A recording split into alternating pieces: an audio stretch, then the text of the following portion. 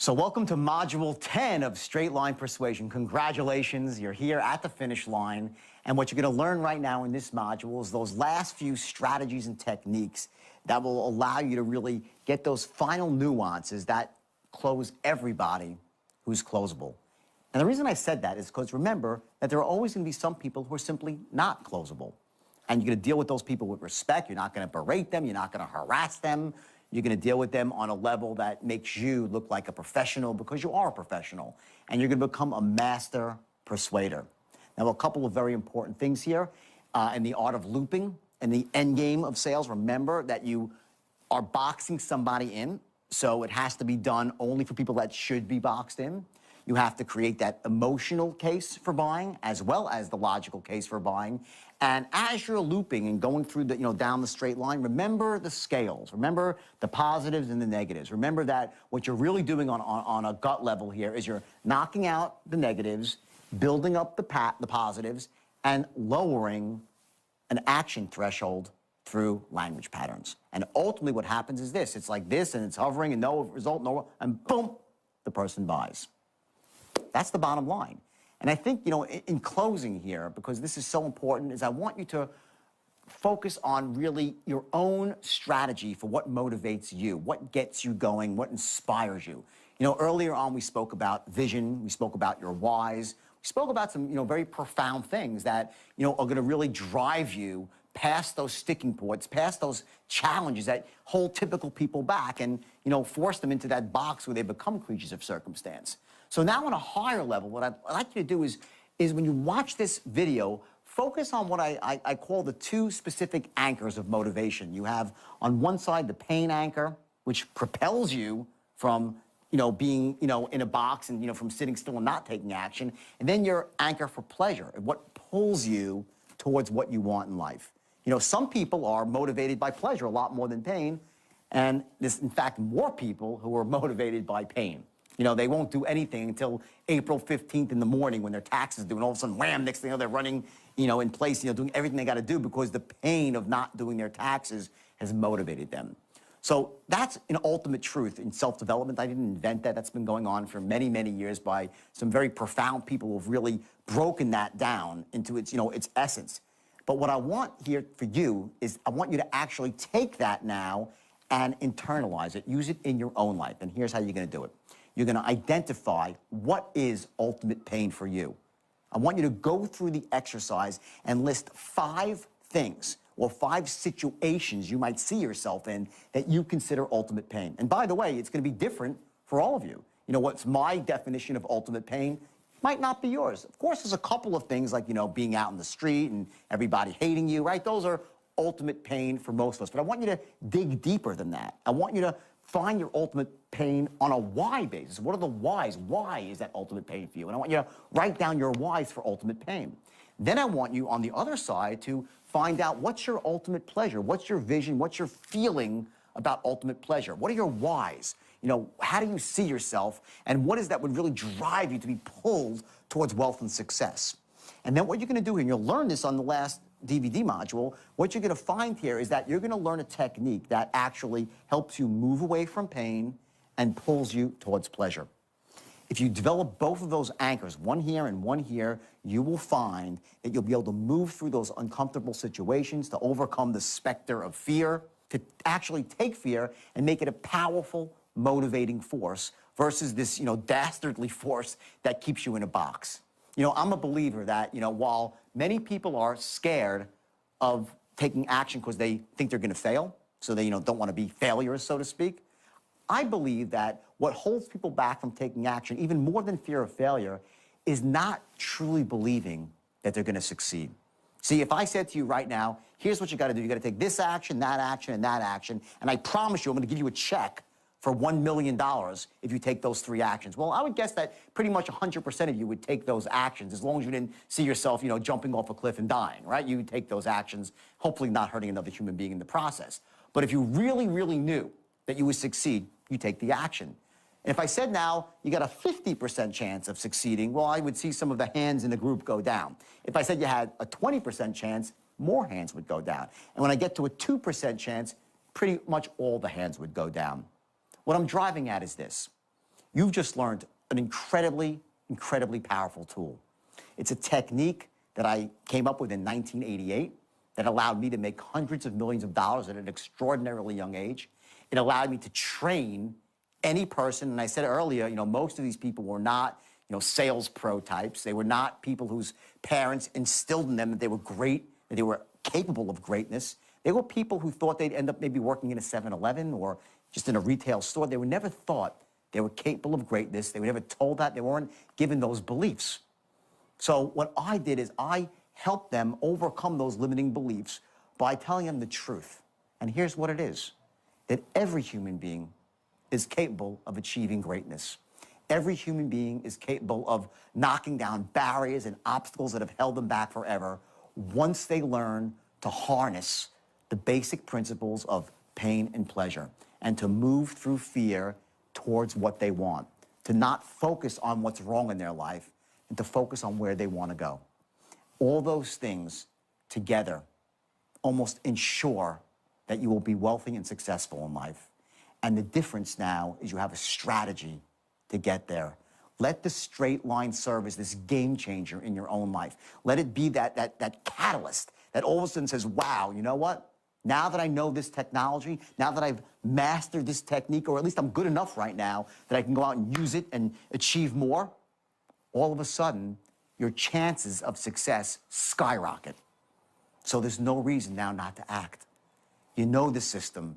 You know enough about it that you can influence people, you can persuade people, you could accomplish things that just before you started this that you could never accomplish. So there's no reason now not to use it in your life starting tomorrow. You've already been doing the exercise, you've hopefully been going out there and taking actions every day. Well, now it's time to spring into massive action. And I want you to use this guide, this study guide, and also these DVDs as a resource. Go back to them. If you're fuzzy on something, I want you to go through it, rewind it, fast forward it. You go again and again and again. I want you to master the art of tonality, learning how to read from a script without sounding like you're reading from a script. And I want you to be the best that you possibly can be. Don't be me. I want you to develop a style that's congruent with who you are, that makes you feel comfortable, that feeds your soul and your spirit, and allows you not just to achieve monetary success, but allows you to feel in your heart of hearts truly successful. Because in the end of the day, that's what it's all about. It's about you feeling that you're really alive and not just, sort of going through the motions of life and just, living at a low level. I want you, for your sake, to live life at the highest level. It's taken me an awful long time to figure that out. I'm 47 years old, and I wish someone would have told me this when I was 25 years old. It would have saved me a lot of heartache and a lot of time, especially 22 months in jail. So I want to thank you for going through this DVD collection here and really embracing this technology. And I want you just to go for it, knowing that with this skill, your chances of success are all but assured. And by the way, I've also included in this program the audio of the video, so you can actually listen to it, whether it's on your iPod or you're driving in your car. And that's very important because those are the times you can actually leverage what you're doing and make it not just a driving experience, but also a learning experience. So as you're going through this last module, I want you to really, really amp it up a bit. Give it that last 1% you might have been holding back. And I want you to internalize every last ounce of this, knowing that you're going to get the result you're looking for.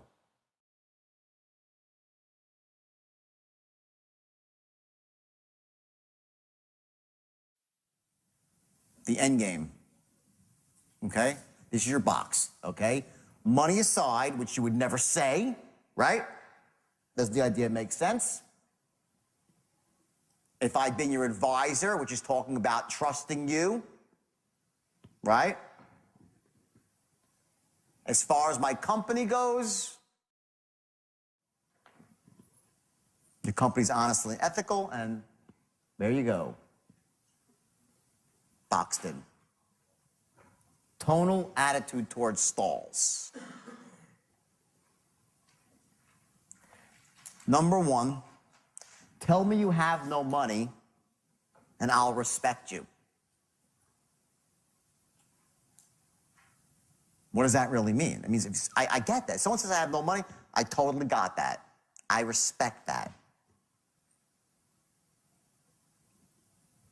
Tell me you don't like the product and I'll respectfully argue with you.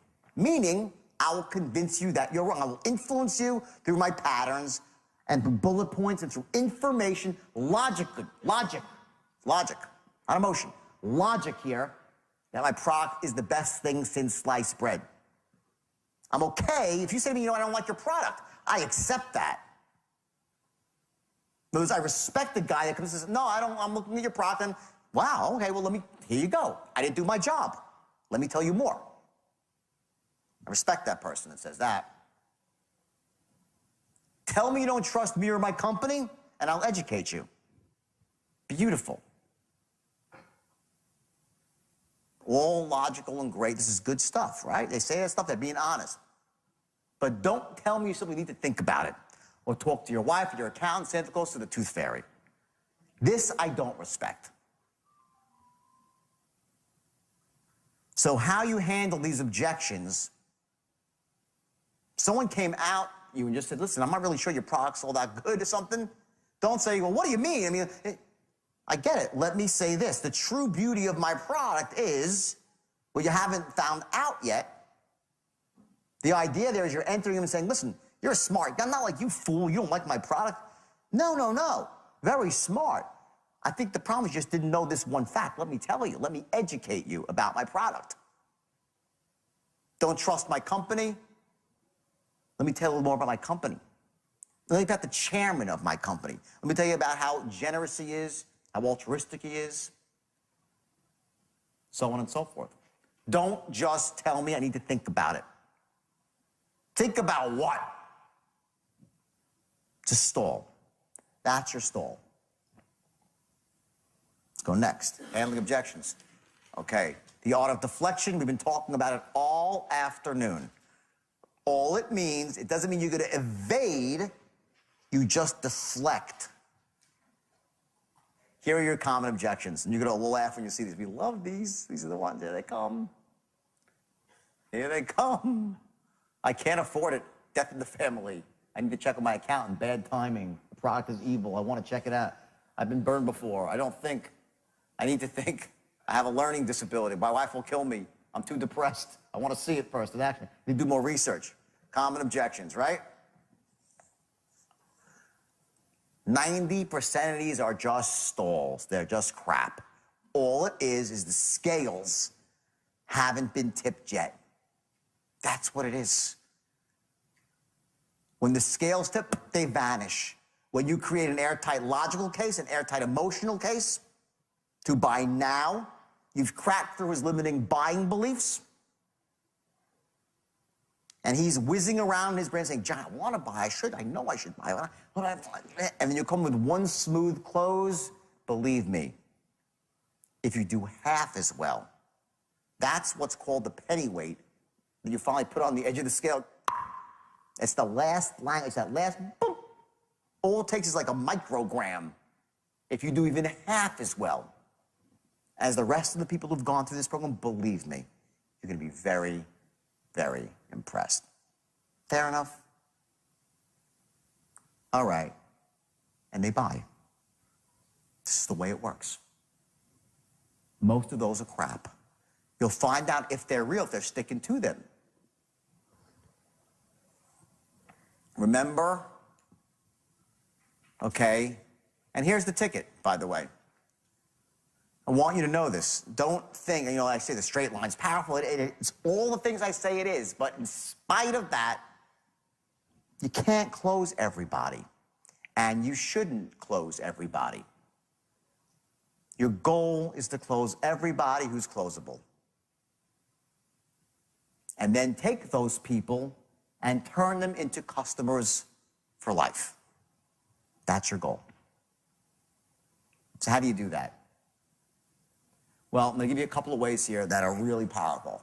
First is never duck a phone call. Salesmen do this all the time. It is the worst thing you can ever do. You kill the relationship with one ducked call. Bad news, you give it to them. They'll forgive you. You make a bad move in marketing, if you act quickly, people will forgive you. Make a bad move in operations, they'll forgive you. Act quickly. You let it fester, you're done. They'll do business with anybody but you. You duck one phone call. I've had people that I've been doing business for years, they duck one call, I'm done. Unless I need them. But if I don't need them, if I have a choice to do business with someone else, I'll do business with someone else. It's the worst thing you can do. Don't duck calls. And it also pisses your boss off, by the way, because he gets the call on compliance and creates complaints and so on and so forth. Send them to your competitor. If you really can't help your client, you'll say, send them to my competitor. Yes. Tell them where they can get the product that they need. You do that, you have a customer for life. Next time, first of all, rave about you to all their friends. And next time they need anything even remotely similar, they'll call you saying, well, if he doesn't know, he'll tell me where to go get it. Amazing strategy. And it also makes you feel good about yourself. This is good. It's good for you. Remember their family.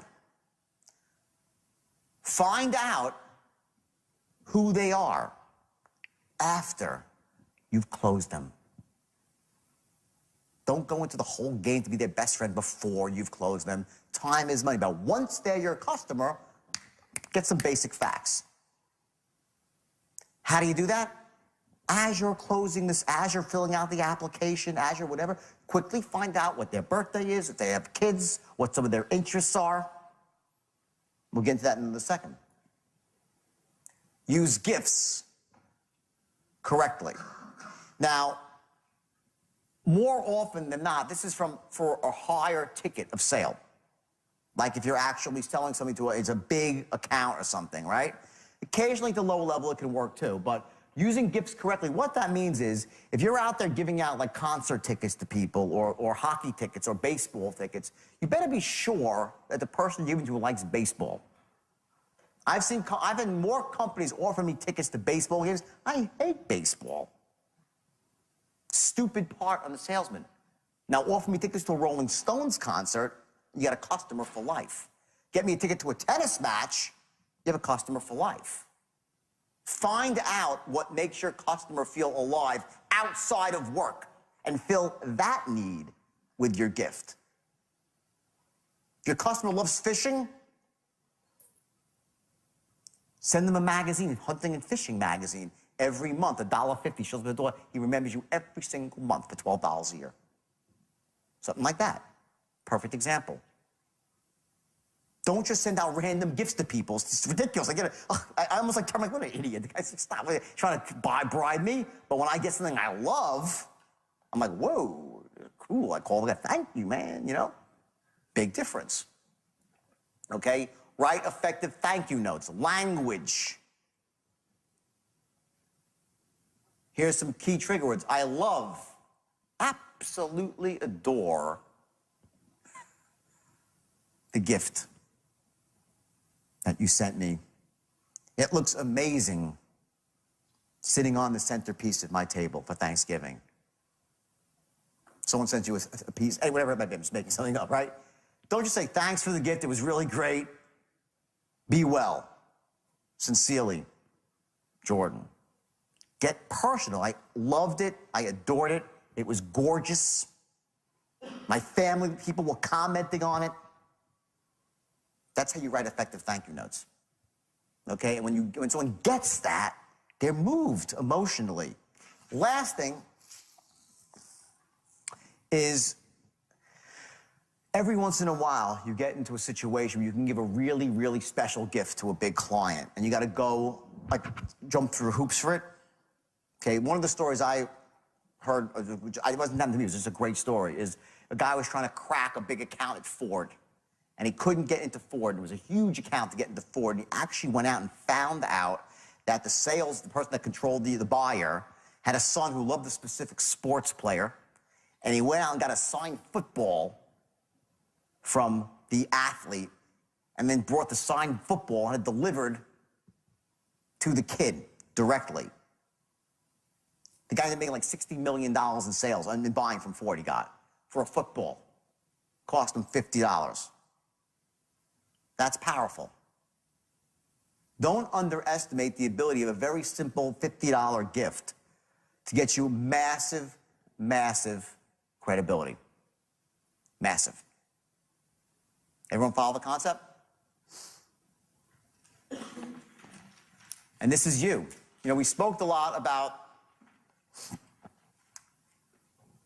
motivation and stuff like that. Let me just tell you what I would say to my brokers way back in the day. And I was doing something without even knowing it that was really clever. I was using NLP on them, neuro-linguistic programming, and I didn't even know I was doing it. Because a lot of what NLP is, it's just very basic, common sense, distilled down to its essence. It's almost like the straight line. There's nothing so earth-shatteringly, like it's a revolutionary, but it's just so perfectly orchestrated that it distills down sales to its best, right? The motivation strategy that I gave to my brokers was as follows. Each morning, I would give a meeting for about an hour, and each afternoon I'd give a meeting for 2 hours, for like 5 years straight. And I'd give meetings for 4 or 5 hours once a week at nighttime.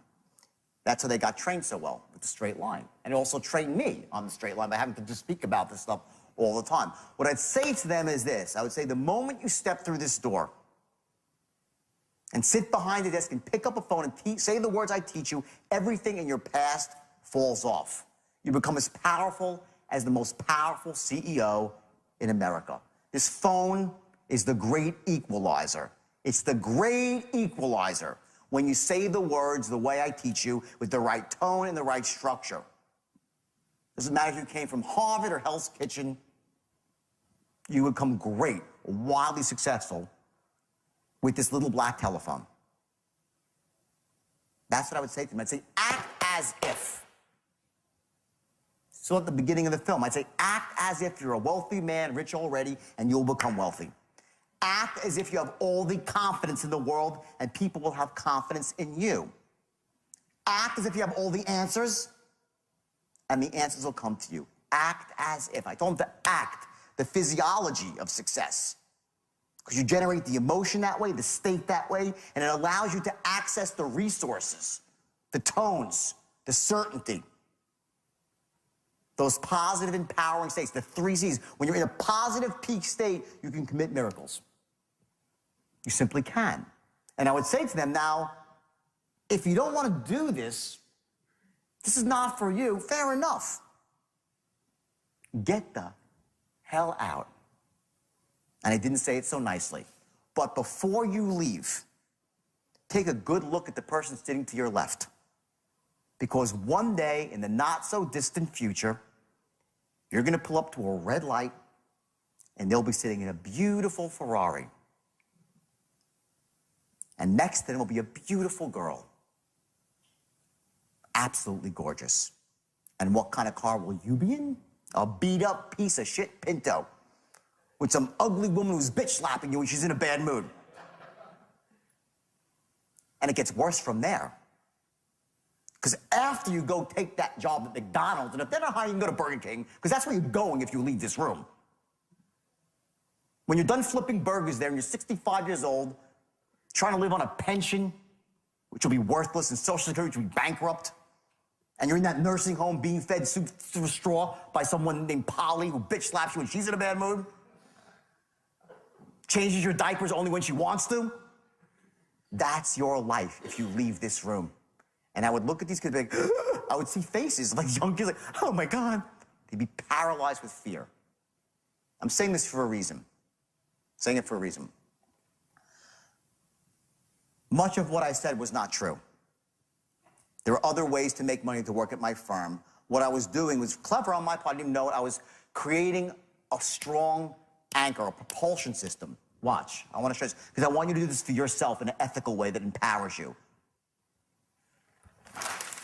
What I did is I created a vision of them that was so awful in their life, visual, and I would go through this again. I was good at it, you know? I would get them they'd be laughing, and they would cry, they would nervous laughter, ooh, not me. But inside, they were dying. The vision of seeing themselves 65-year-old broke in a nursing home, next year in a shitty car. I'd say you have 2 fat, ugly kids in the backseat with ice cream on their faces. Groceries from the Price Club in the backseat. You don't even know what your life's going to be like. And I watched them melt and wilt in the seats, right? What I was doing, and I didn't know what I was doing, and it just sounded good to me at the time, right? I was creating what's called the propulsion system. This is pain. I was giving them something to move away from. If you don't roll up your sleeves and go to work, that's what you're gonna face. And they're like, so they work. I motivated them by pain. At the same time, I would say, but if you do what I say, and you follow the system, this proven system, the step-by-step system that will allow you to soar and become massively wealthy, you're gonna have the life. The house you want, the car you want, tons of money to help your parents, retire your parents, take care of those you love, donate money to your church, to your community, the best of everything, travel the world. That's the life, and live your life at the highest level and be one of those rare people in the world that takes what they want. And they go, yeah, now again, that's not quite true. Great visual, but some of that's not really true. It's not quite ethical. It's a little bit off kilter. My motives weren't pure. But what can we learn from that is this. That is called gravitational pull to pleasure. So every single day, I push them away from pain and pull them towards pleasure. That's called a motivation strategy. Everybody is motivated differently. Some people move away from pain. You tell them how bad it's going to be if they don't take action, and they act. Other people couldn't care. They don't care about that. How bad doesn't motivate them. Those people move towards pleasure. Tell them how wonderful it will be if they'll paint the picture here, and they'll move towards it. They get pulled towards pleasure. Pushed away from pain, propulsion, pulled towards pleasure. Most human beings have a bit of both. And there's no right or wrong, it's just how we are. I, surprisingly, move away from pain. I also get pulled towards pleasure, but I move away from pain really, really well. If I have any hint that I might fail, and I failed many, many times, I will work and work and work and work. Who's like that? Raise your hand if you like that. A lot of us like that. Who here likes to move towards pleasure? You see something great, you go, eh? Either way, I have both. What I do is I know how I'm built, and I create in my mind, I use it to my advantage to run my own psychology. I create anchors to move away from, to pull me towards. I have visions, I have my goal sheet, and I take a vision above it, my vision of what my future's gonna be, and I let it pull me, my vision. And I have this box, this awful place that I know exists if I don't work hard and don't do what I sometimes don't wanna do, and I procrastinate, and I live in a world of shoulds and all that sort of crap.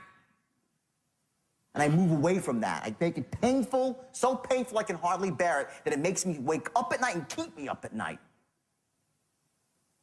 And people say, wow, you're really motivated. No, shit, if you were as scared as I are, you'd be motivated too. If you knew how great it could be, you'd be motivated too. Most people are not motivated, not because they're not motivatable, they have infinite goals. They have no vision in life. They're not moving towards anything.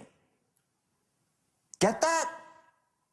What's your why? What's your vision? Why are you doing this? What is your vision? What are you moving towards? What's the end game for you? Where are you going? Allow yourself to bathe in the pleasure of that now to motivate yourself. And then say, Jesus, and if I don't do it, what's gonna happen? And let it scare the crap out of you. Use your brain as your best weapon. Motivate yourself. It works like a charm. And the best part is this. You have a new strategy for success. See, if you haven't succeeded to this point, it's really simple. You didn't have a system. Now you have a system that's been proven to work tens of thousands of times. You're screwed now. You have no excuse to fail. You fail now, shame on you. You have a system. Anyone can use this system. Anyone. And it applies to everything. All industries. Influence. Warren Buffett. The single most important skill in the life of Warren Buffett is not analyzing stock charts. That's great too. Warren Buffett is a master of persuasion. He buys companies when other people can't buy them. He gets people to work for free. Does everything. a master of persuasion. Now you have every tool you need to be masters of persuasion. That's my gift to you. I want to thank you guys for coming. I hope I gave you a lot of value, but thanks for coming. It was a great couple of days. So that's it. You're finished. Congratulations. You went through all 10 modules. You finished the workbook, and you've been taking specific actions based on the knowledge that you've internalized. So now it's time really to go out there and really step it up, to kick it up a notch. And I want you to remember one very important point, that there will be some people out there in the world, maybe some people that are very close to you, that really, not that they don't want to see you succeed, but they're almost scared of your succeeding. I call these people the dream stompers, and these are the people that they stomp on your hopes and your dreams for a better life. They're the naysayers, the doubting Thomases, the people who will say, oh, that won't work, or you trusted that guy, oh, please, oh, please, oh, please, oh, please. And let me just tell you something. There's only one way to deal with dream stompers, to get them out of your life. I want you to lose their phone numbers, not forever, but at least 90 days. And by the way, it would be better to be forever. And if it just so happens that someone very close to you is a dream stomper, whether it be your spouse or, someone, your parents, I want you to ask them to, hold off on the dream stomping, not forever, but give you at least 30 days of no dream stomping to support you for the first month. And you say, you know what, listen, every time you want to stomp on my dreams, just write it down. And then in 31 days, you can kill me with it. But at least let them give you 30 days here, because what's going to happen is this. I spoke earlier about the snowball effect. You put one piece of the puzzle into place and another piece of the puzzle into place, and all of a sudden one builds on the other, and you get that downward momentum rolling down the hill like the snowball, and it just explodes. And your numbers, meaning your sales numbers and anything you've been working on right now, any concept you've been trying to sell, any vision you've been trying to, relate to somebody else and having trouble, you're going to find that you're going to have great, great ease with doing it. So the most important thing right now is that you continue to grow and to use this technique, this technology, to actually take yourself to a level in sales and persuasion, whatever your business might be, to a whole different level, to allow yourself to achieve and to accomplish things that you never thought you were capable of. To that end, I run 3-day boot camps, and I run these really intense, even longer programs for people that are looking to take their skills to an even higher level. So I urge you to, cruise through my website and actually see if there are any events here that might appeal to you to really take this to the next level. Most importantly, I want you to take action today. Don't just, use the next program as an excuse not to take action. Don't say, oh, well, I'll go to the next one. I'll learn more about the straight line. No, no, no. You know enough right now to become very successful in your own life. However, there are certain things on the next level here that can propel you to things like speaking publicly, how to become a seminar leader. And I will tell you this, I make more money from my seminars than pretty much anything else. The only thing that's a close second to that is my corporate business, where I go and train corporations on, how to close, how to create customers for life, how to develop the rapport with people that lasts, not just for 1 or 2 weeks, but for a lifetime. So again, there are higher levels here, and I want you to cruise the website here. It's jordanbelfortglobal.com, and see what appeals to you. And most importantly, the resources that are on my website, they apply not just to selling, they apply to entrepreneurship, to marketing. I want you to use this as a resource, as a tool for you to really take your financial life and your personal life to a whole new level. So again, I want you to stick to this like white on rice. I want you to keep this close to your heart. I want you to take the straight line technique and use it for everything it's worth, and be ethical, have integrity with it, and believe me, your life's gonna soar. Thanks and good luck.